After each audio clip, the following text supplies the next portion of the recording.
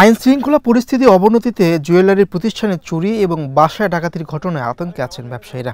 গত বছরের জানুয়ারি থেকে চলতি বছরের ২৬ মার্চ পর্যন্ত সারা দেশে ২৩ জুয়েলারি প্রতিষ্ঠানে চুরি, ডাকাতি ও ছিনতাইয়ের ঘটনা ঘটেছে। এতে প্রতিষ্ঠানগুলো ক্ষতির মুখে পড়েছে প্রায় ৪৪ কোটি টাকা। বিগত জানুয়ারি ২০২৪ থেকে ২৬ মার্চ ২০২৫ দেশের প্রায় ২৩টি জুয়েলারি প্রতিষ্ঠানে চুরি, ডাকাতি ও ছিনতাইয়ের ঘটনা ঘটে।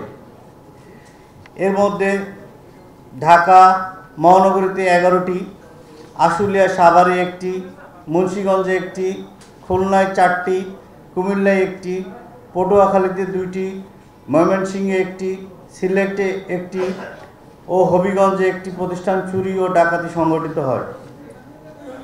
আশুলিয়া সাভারে ডাকাতি সময় ডাকাতদের গুলিতে একজন জুয়েলারি ব্যবসায়ী নিহত হয় এবং বনশ্রীতে সোনা ছিনতাইয়ের ঘটনায় একজন জুয়েলারি ব্যবসায়ী গুরুতর আহত হয়।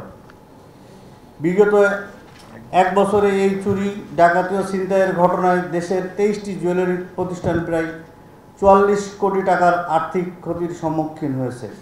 শুক্রবার নিজ কার্যালয়ে সংবাদ সম্মেলনে এসব তথ্য জানান বাংলাদেশ জুয়েলারি অ্যাসোসিয়েশনের ব্যবসায়ীরা। একই সঙ্গে জুয়েলারির প্রতিষ্ঠান এবং যানমালের নিরাপত্তায় সরকারের সহযোগিতা চেয়েছেন তারা।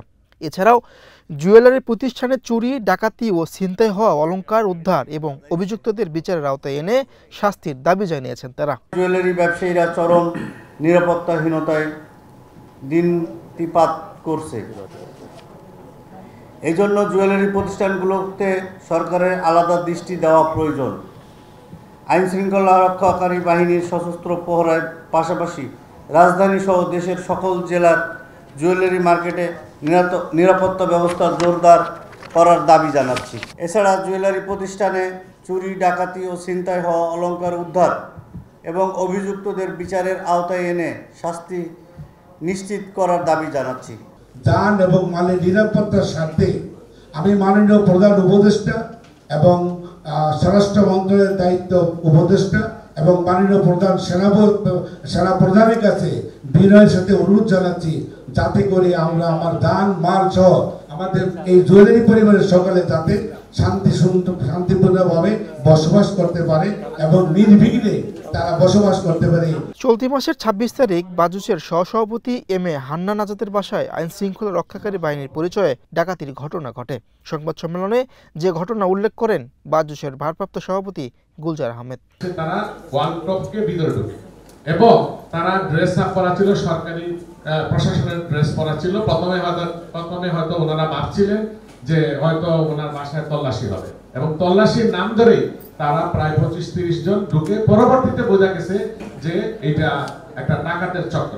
ডাকাতের চক্র বলার সাথে সাথে তারা যোগাযোগ করছে বিভিন্ন প্রশাসনে এবং আমি একটা সাংবাদিকদের প্রশ্নের জবাবে গুলজার আহমেদ বলেন, বাজুসের মধ্যে কোনো দ্বন্দ্ব নেই, সুন্দরভাবে বাজুস পরিচালনা করা হচ্ছে। আমাদের বাজুসের ভিতরে আমাদের কোনো দ্বন্দ্ব নাই, আমরা বাজুস সুন্দরভাবে পরিচালনা করতেছি।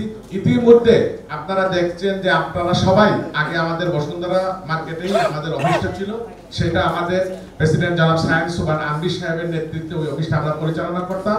আর আজকে এই ৮৫০০ স্কয়ার ফিট অফিসটা এটা বাজুসের নিজস্ব অফিস এবং আমরা এখান থেকে ইনশাআল্লাহ হয়তো ভবিষ্যতে আপনাদের নিয়েই আমরা পরিচালনা করব। নিরসন সরকার, বাংলাদেশ প্রতিদিন।